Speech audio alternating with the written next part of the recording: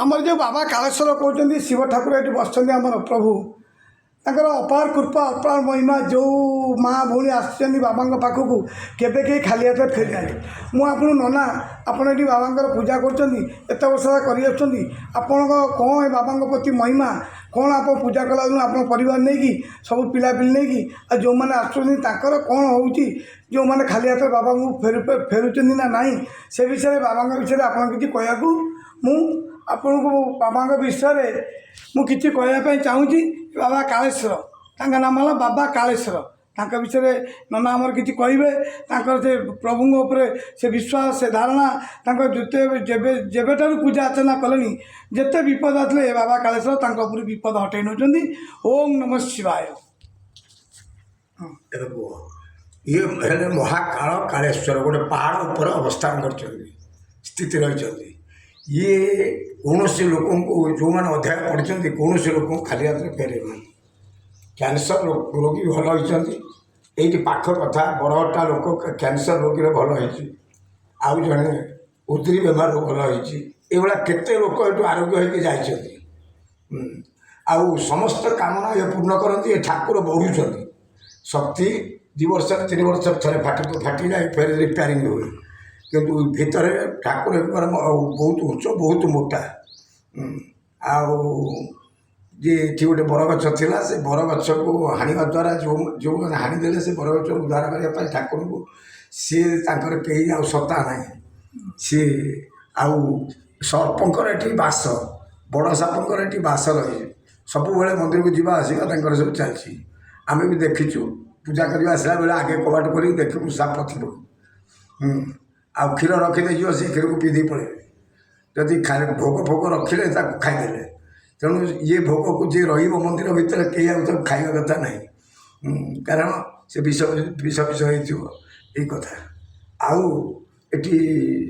महाशिवरात्रि की बहुत यात्री होती बहुत लोग आसती आउ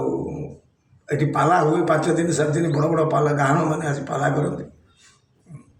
यू कथा ये बाबा कालेश्वर जो तांका नाम दियाला ये बाबा कालेश्वर नाम कौन किए देला माने प्रभु नाम किमी दिला बाबा कालेश्वर से विषय में आपन किसी कहमी दीपद कथा कही रखिए से बाबा मयूर आप खुशी परिवार नहीं कि खुशी आनंद अच्छा ये था बाबा आशीर्वाद थाऊ मुझे बाबा कालेश्वर अनुरोध कर बाबा कालेश्वर नामटा किमी दिहला बाबा किए रखिले बाबा प्रति एत विश्वास एत भल पाइबा लोकटी मरण मरु बचिकी जाऊँ बाबा कालेश्वर ये महाकाल कालेश्वर खाली कालेश्वर नुहे महाकाल कालेश्वर किंतु नाटा सर्ट दिखाई कालेश्वर महादेव ये गोटे काल उपर स्थापना कर गोटे असुर उपर स्थापना कर असुर को दमन करते वास्तु पूजा हुए ये वास्तु को हटेवाई ब्रह्मा को देवता मैंने प्रार्थना कले ब्रह्मा शिव को कहले एभला कौन कर तेणु वास्तु पुरुष को ऊपर ही अवस्थान कर तेणु ना महाकाल कालेश्वर ये आम बाप हिसाब 14 पुरुष आम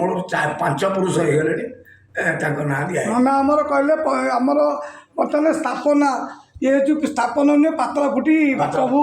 आमर बाबा कालेश्वर जी जो मानसिक कर जोटी था से बाबा नाम धरी मानसिक करेंगे देखिए घर परिवार ठूँ आरंभ करके सबकि जिते विपद है बाबा कालेश्वर दूर करेंगे पिलापिली होना आंकर गोटे अच्छी गोटे स्वप्नागत होमको गोटे चेर को देले